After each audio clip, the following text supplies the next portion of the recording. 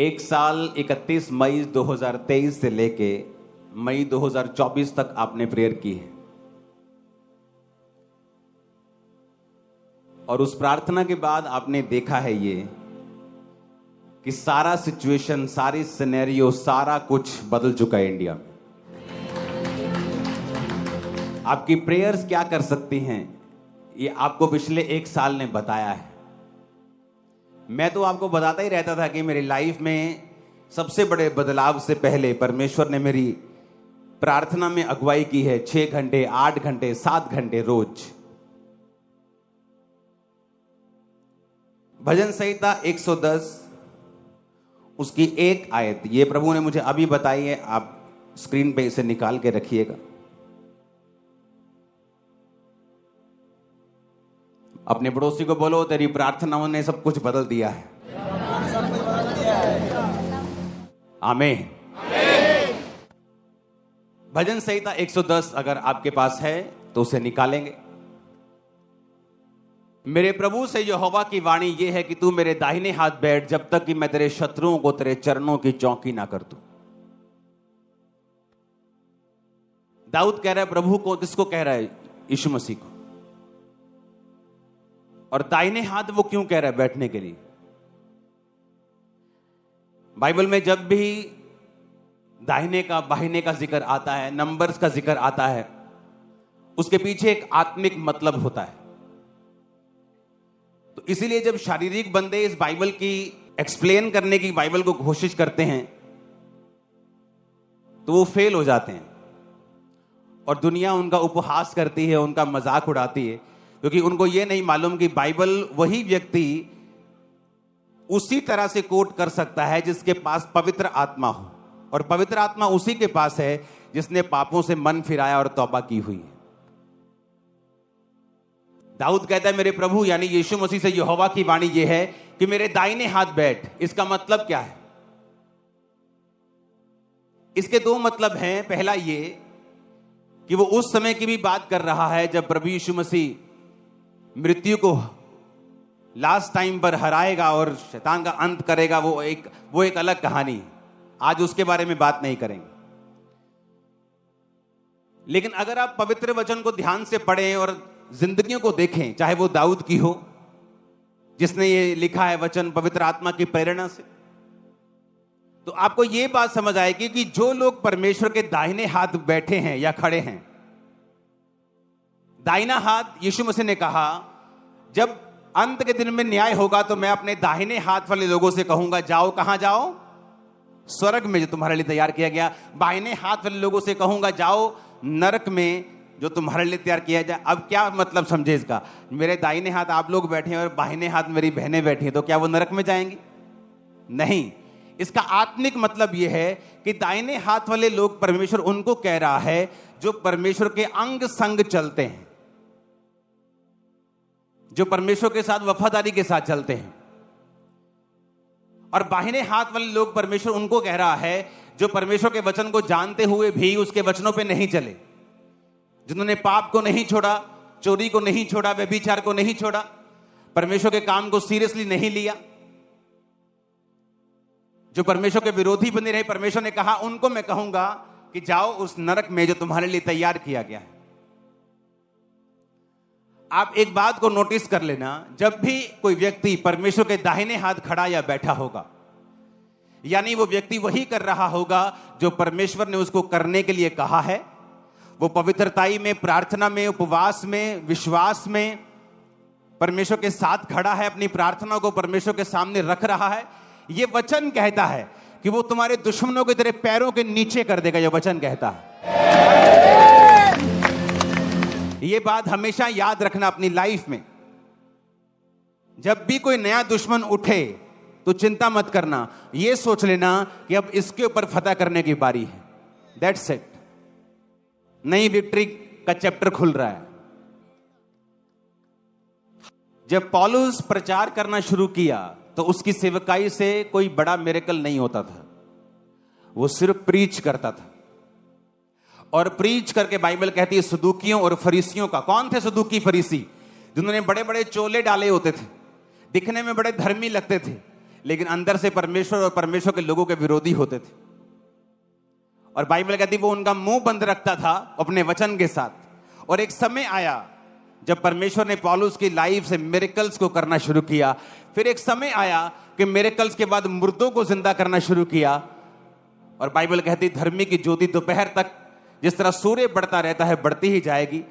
उसी तरह से पौलुस की सेवकाई अगर आप देखें तो जिस पौलुस ने एक छोटे से एरिया से शुरू किया था, वचन कहता है कि पूरे यूरोप में उसने इतना प्रचार किया कि उसने अपने वचन में लिखा है कि अब मेरे प्रचार करने की जगह तक नहीं बची, क्योंकि सब लोगों ने सुसमाचार सुन लिया है।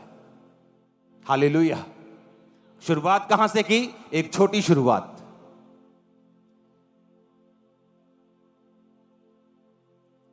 ये ग्रेस जो मैं आपको गवाही देने वाला हूं अभी मेरी लाइफ पर उतरी है डीप तरीके से। पहले थी लेकिन इतनी डीप नहीं थी जितनी अब है।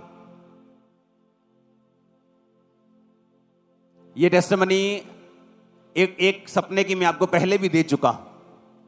ये किस तरह से मेरे को सपना आता है कि गवर्नमेंट ये करेगी और वही कुछ होता है थोड़े दिन के, 2 दिन 4 5 दिन के बाद ही। आज से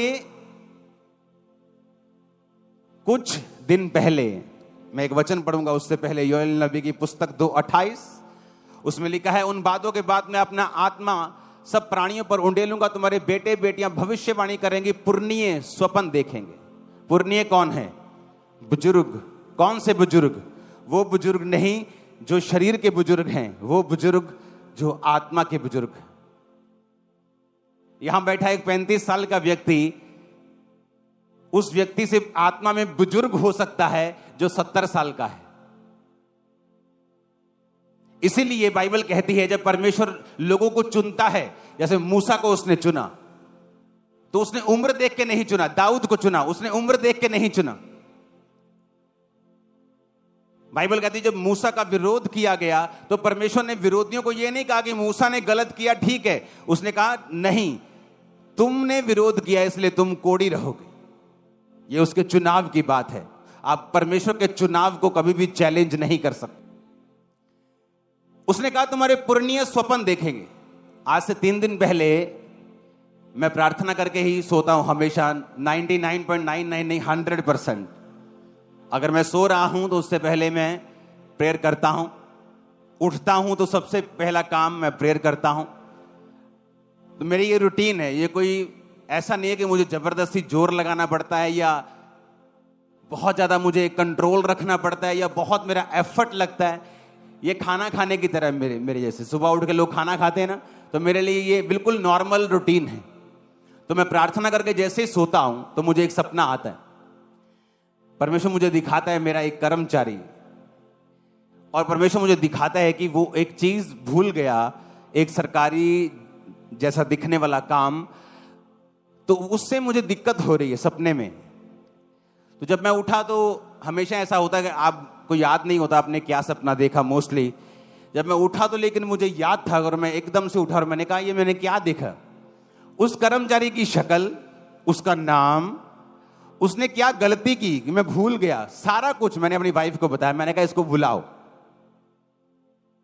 जब उसको बुलाया तो उसको बताया, वो हैरान था क्योंकि उस चीज के बारे में मुझे मालूम तक नहीं था। है वो मिनिस्ट्री की चीज है लेकिन मुझे पता नहीं था। जैसे आप कोई बड़े काम में लगे तो पीछे छोटे छोटे काम नहीं होते, निके छोटे नुक्कड़ शुक्कड़ काम, वो आपकी टीम करती रहती। वो ऐसा नुक्कड़ शुक्कड़ काम था लेकिन इंपॉर्टेंट काम था। तो जब उसको बताया कि तू भूल गया, कहता हाँ मैं 2 महीने भूल गया हूं। तो उसको सुधारा और सारे लोग हैरान थे कि ये कैसे हो सकता है कि सपने में परमेश्वर मुझ पे वो चीजें जाहिर कर रहा है जो तुम गलती बाहर कर रहे हो। तुम्हारे पुरनीय स्वप्न देखेंगे, तुम्हारे जवान दर्शन देखेंगे, मैं अंत के दिनों में अपना आत्मा सब मनुष्यों के ऊपर उंडेलूंगा। बाइबल बहुत आसान है अगर हम बाइबल के अनुसार चलना शुरू कर दें। आप देखेंगे क्या होता है। आपने देखा है कि 31 मई को प्रार्थना के लिए कॉल की गई थी कि 2023 31 मई की हम सब मिलके हम प्रार्थना करेंगे कि परमेश्वर सारी सिचुएशंस को चेंज करे। नहीं तो आने वाला समय बड़ा मुश्किल होने वाला था, बड़े ओपनली अटैक होने वाले थे। 1 साल प्रार्थना हुई, क्या हुआ? परमेश्वर ने खत्म कर दिया, वो चीज को फिनिश कर दिया। इमेजिन करो अगर आप अपने परिवारों के लिए प्रार्थना करने बैठेंगे तो। इमेजिन करो अगर आप प्रभु के दाहिने हाथ बैठकर तौबा करके पापों से मन फिरा के, अगर आपके 4 5 7 परमेश्वर हैं तो ये वचन आपके लिए नहीं है, क्योंकि आप प्रभु के दाहिने हाथ नहीं हैं। अभी आप दाहिने हाथ बैठने की कोशिश कर रहे हैं, अभी आप सिर्फ चेक कर रहे हैं। लेकिन जिन्होंने प्रभु यीशु मसीह को अपना उद्धारकर्ता ग्रहण करके पापों से मन फिरा के, जिसका एक ही परमेश्वर तौबा कर ली है, आप उसके दाहिने हाथ बैठे हैं, आप प्रार्थना करेंगे, परमेश्वर आपकी प्रार्थना को सुनेगा, उत्तर भी देगा, आपके घरों का उद्धार भी करेगा, आपके फाइनेंस का उद्धार भी करेगा। मैं आपको बता रहा हूं, आज से कुछ साल बाद ऐसी कोई चीज नहीं होगी जो आपके पास नहीं होगी, जो आपने मांगी ना हो। ऐसा कभी नहीं होगा आपकी लाइफ में। आने वाले समय में अगर किसी चीज के साथ आप फाइट करेंगे तो वो सिर्फ आपका अपना शरीर होगा, शरीर की इच्छाएं होंगी। ये फाइट्स आपकी नहीं होंगी जो आज हैं, क्योंकि परमेश्वर ने सॉल्व करने वाला है। वो आपका परिवार का मसला हो, आपकी बॉडी का मसला हो, सेहत का मसला हो, वो कोई भी मसला हो, वो सॉल्व करने वाला है। हालेलुया, ऊंची आवाज में हालेलुया।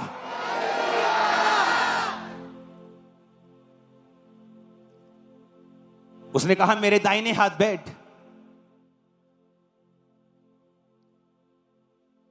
तो हमेशा इस बात को याद रखा करो कि जब दुश्मन कुछ कहे तो प्रार्थना करना, उस दिन फास्टिंग में चले जाना, बिना डरे और घबराए, और थैंक्स करना कि एक और जीत आपकी प्रोफाइल में जुड़ने वाली है। नथिंग, उसके अलावा और कुछ नहीं मिलेगा। शैतान को शर्मिंदगी, इंसल्ट के अलावा और कुछ परमेश्वर देने वाला नहीं है, क्योंकि यह काम किसी इंसान का नहीं, यह काम परमेश्वर का है। उसने कहा संग्राम तेरा नहीं, संग्राम यहोवा का है।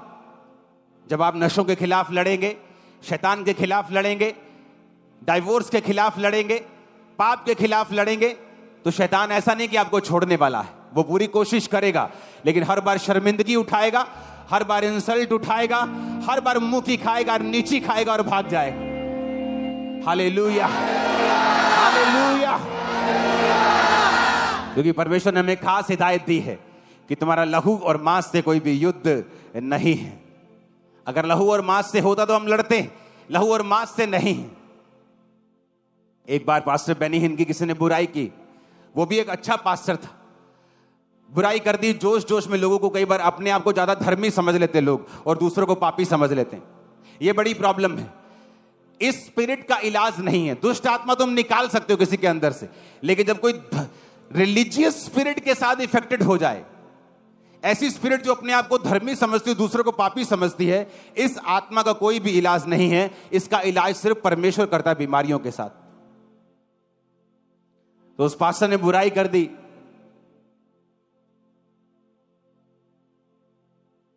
तो जो बड़े बड़े सेवक होते हैं वो ये बात जानते हैं कि संग्राम किसका है, यहोवा का। तो उन्हें लड़ने की जरूरत नहीं, बोलने की भी जरूरत नहीं, छोटी सी वीडियो बनाने की भी जरूरत नहीं, क्योंकि ऐसे लोग आपको आने वाले समय में प्रार्थनाओं के लिए इंटरनेट पे आते हुए दिखेंगे कि हमारे लिए प्रार्थना कीजिए, हम बड़ी मुसीबत में। और परमेश्वर इससे भी प्रसन्न नहीं। बाइबल कहती वो दुष्ट को मरता हुआ देखकर भी प्रसन्न नहीं होता, वो दयावान परमेश्वर है। आपको यह बात याद रखनी है, आप एक डिवाइन योजना के नीचे हैं। आप एक आम व्यक्ति नहीं हैं, एक बड़ा काम करने के लिए बुलाए गए हैं। लड़ाई आपकी नहीं है, दाहिने हाथ आपको रहना है। परमेश्वर पाव की चौकी कर देगा शैतान को, नशे को और बीमारियों को और सब दुश्मनों को। आमीन। ऊंचा चाहिए चर्च। हालेलुया, ऊंची आवाज में हालेलुया। वो आपसे बात करेगा, सपनों में आपसे बात करेगा। आज से कुछ साल पहले मेरी टीम जानती है, जो मेरे साथ हमेशा प्रार्थना करती थी, और मैं बैठा हुआ प्रार्थना कर रहा था और मैंने एक बड़ा अजीब दर्शन देखा। वो आज तक ऐसा दर्शन मैंने कभी नहीं देखा। सपने देखे हैं, लेकिन आज तक वैसे दर्शन वाली फील मुझे अब तक नहीं आई। 10 साल हो गए। 2014 से पहले मैंने एक विजन देखा और मैंने टीम को बताया कि एक बहुत बड़ा एक घर है, उसका रंग मैं नहीं बताना चाहता हूं अभी। तो ये खास कलर का रंग है और ये इतना बड़ा घर है और उसके बाहर बहुत भीड़ है और बहुत ज्यादा भीड़ है और लोग उसकी तरफ, उस घर की तरफ, सब लोग उस घर की तरफ चल पड़े हैं। और उसके बाद वो लोग क्रिश्चियन लोगों के पीछे आ रहे हैं और उन पर हमला कर रहे हैं, लेकिन किसी को मैंने नुकसान उठाते हुए नहीं देखा, किसी क्रिश्चियन को।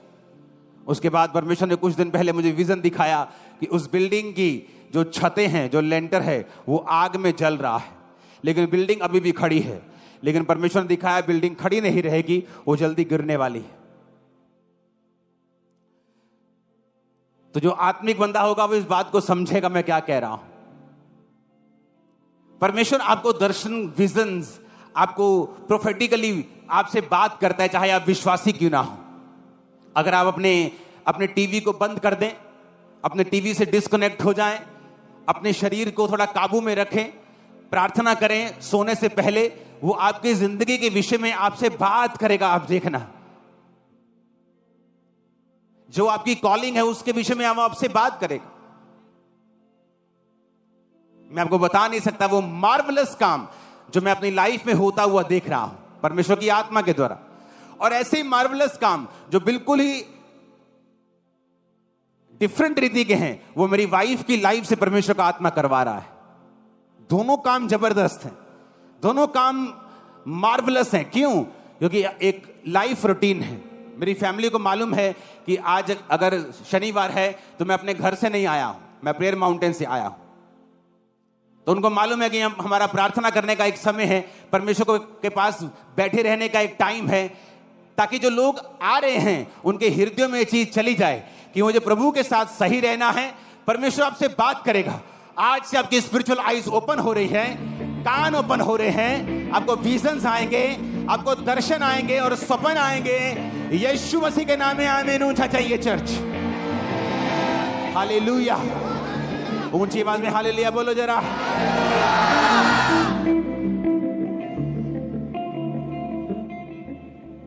आप प्रेयर नहीं करेंगी, आप चिंता में रहेंगी। आप प्रेयर नहीं करेंगी, आपको यही चिंता रहेगी, हो मेरा हस्बैंड, हो मेरा बच्चा। आप वही प्रेयर में बैठ जाएंगी, आपकी चिंता परमेश्वर उठा लेगा। और चिंता करने से वचन कहता है एक भी बाल तुम उजला या काला नहीं कर सकते। और परमेश्वर तुम्हें सिखाएगा कि तुम्हें सारा भार मुझ पर रखना है और प्रार्थना में रहना है। और वो तुम्हें सिखाएगा कि तुम चिंता करके देख लो, हस्बैंड के साथ लड़के देख लो, वाइफ के साथ लड़के देख लो, तुम सब कुछ करके देख लो, कुछ भी बदलेगा नहीं जब तक तुम उसे आत्मिक रूप से बदलने की कोशिश नहीं करोगे। पहला शमूएल 17 उसकी 31 से 51।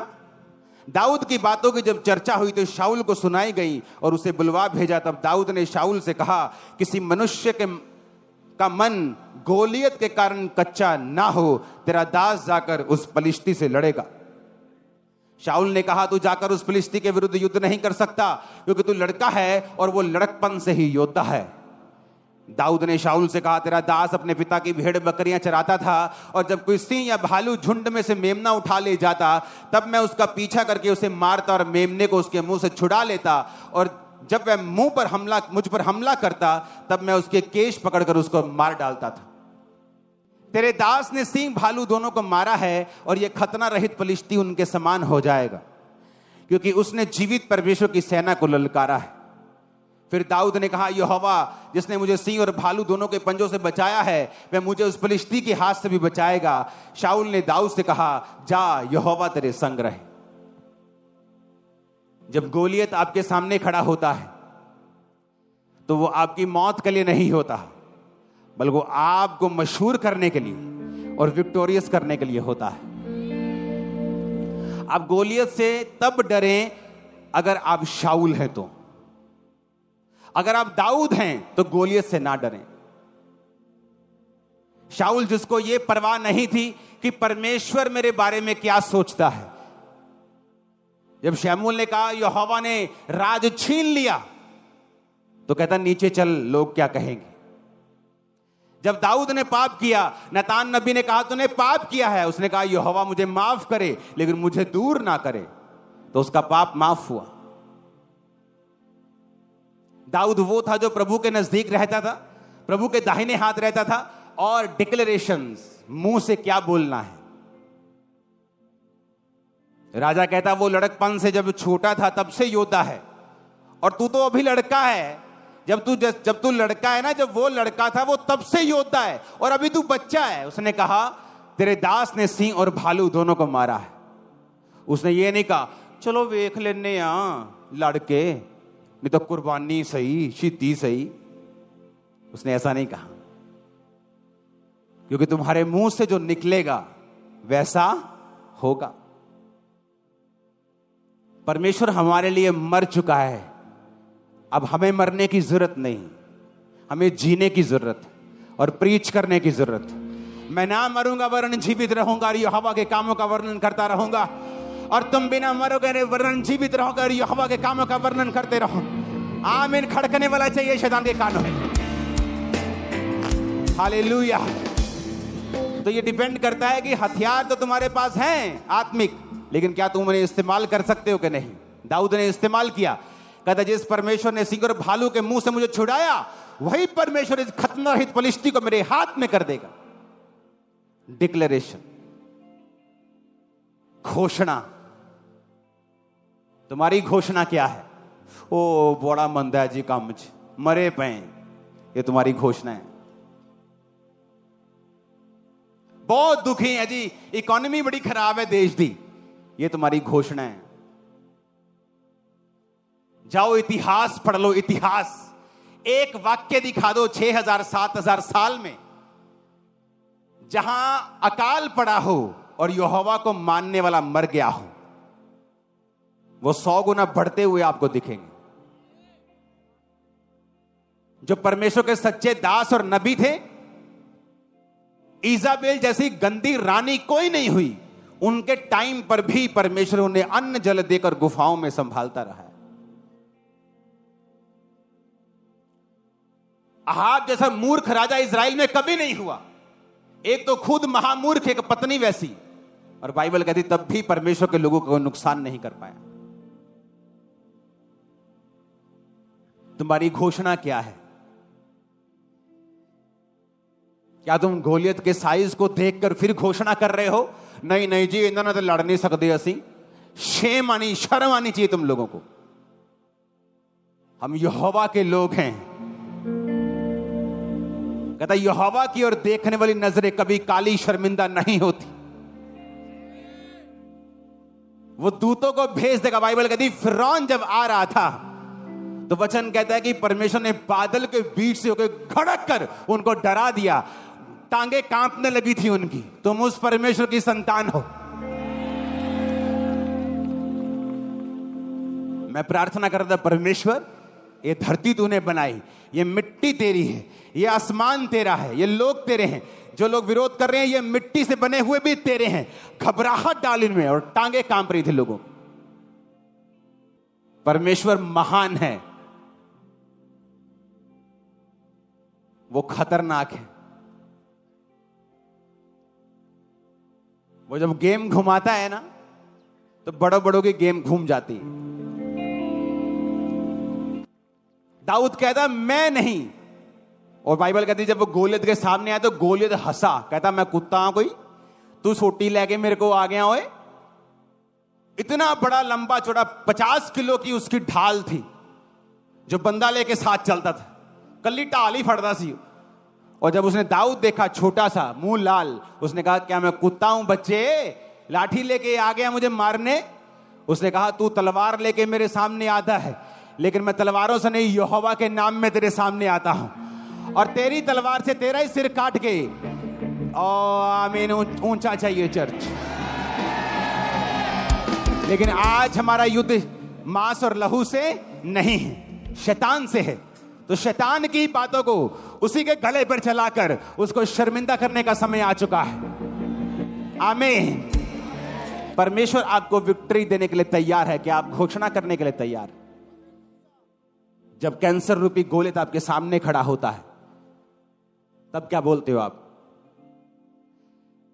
जब गरीबी रूपी गोलियत आपके सामने खड़ा होता है, तलाक रूपी गोलियत आपके सामने खड़ा होता है, स्ट्रेस रूपी, डिप्रेशन रूपी गोलियत आपके सामने खड़ा होता है, जब आपको मालूम होता है कि संसार में, दुनिया में, मेडिकल साइंस में इसका कोई इलाज नहीं है, जब ऐसी बीमारी आपके सामने खड़ी होती, आपके मुंह से क्या निकलता है ये मायने रखता है। चर्च, ऊंची आवाज में हालेलुया बोलो। अपने पड़ोसी को बोलो घोषणा कर। फिर से बोलो ऊंची आवाज में, फिर से बोलो ऊंची आवाज में।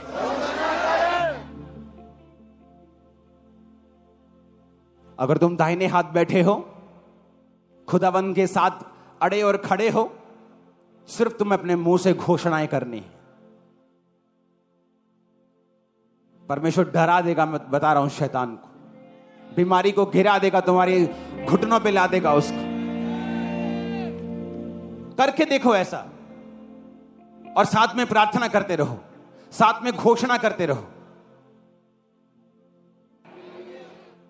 गोलियत को मारने के लिए आर्मी की जरूरत नहीं पड़ी, एक पत्थर उसके माथे पे लगा और मर गया। वो पत्थर क्या था? बाइबल कहती है हमारा रॉक यीशु मसीह। वचन आपका सबसे बड़ा डिफेंस है, सबसे बड़ा। अगर विपरीत परिस्थितियों में कौन लोग घबराते हैं? जिनके पास वचन नहीं होता।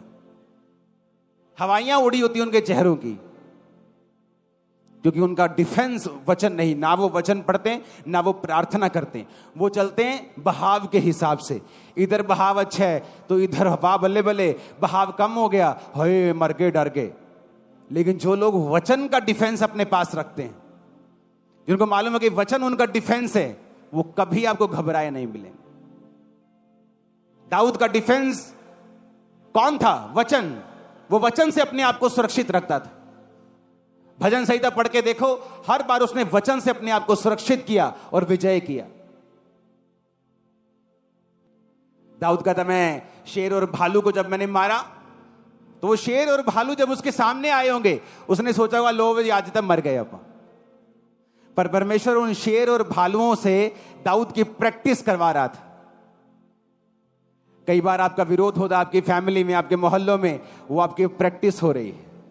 एक बड़ा गोलियत गिरने की तैयारी कर रहा है आपकी लाइफ में। अगर आप शेर और भालू को मार देंगे, गोलियत के मरने की प्रैक्टिस आप कर रहे हैं। और जिस दिन गोलियत मरेगा, उस दिन आप सेम नहीं होंगे। बाइबल कहती है जिस दिन दाऊद ने गोलियत को मारा, पूरा इजराइल कह रहा था कि शाऊल ने तो हजारों को, दाऊद ने लाखों को मारा है। तुम्हारी प्रशंसा फैलने जा रही है चर्च, तुम्हारे रिश्तेदारों में, तुम्हारे लोगों में, तुम्हारे मोहल्लों में। आमीन। मेरे को ऊंचे वाला चाहिए। मैंने कहा वो प्रशंसा फैलने के लिए जा रही है यीशु मसीह के सामर्थी नाम। आमीन, आमीन। आपको क्या करना है? आपका डिफेंस वचन है। वचन को पढ़ना है। परमेश्वर के दाहिने हाथ आपको खड़े रहना है। आपको हंसी आएगी फिर शैतान के ऊपर। जिस व्यक्ति ने प्रभु के साथ पंगा लिया है, कुछ दिनों के बाद उसकी हालत देखना तुम। परमेश्वर उन्हें हंसी का पात्र बना देगा। मेरी बात नोट करना, क्योंकि वचन कहता है कि वो तुम्हें ठट्ठों में उड़ाएगा। किस में उड़ाएगा? कहता वो तुम पे हंसेगा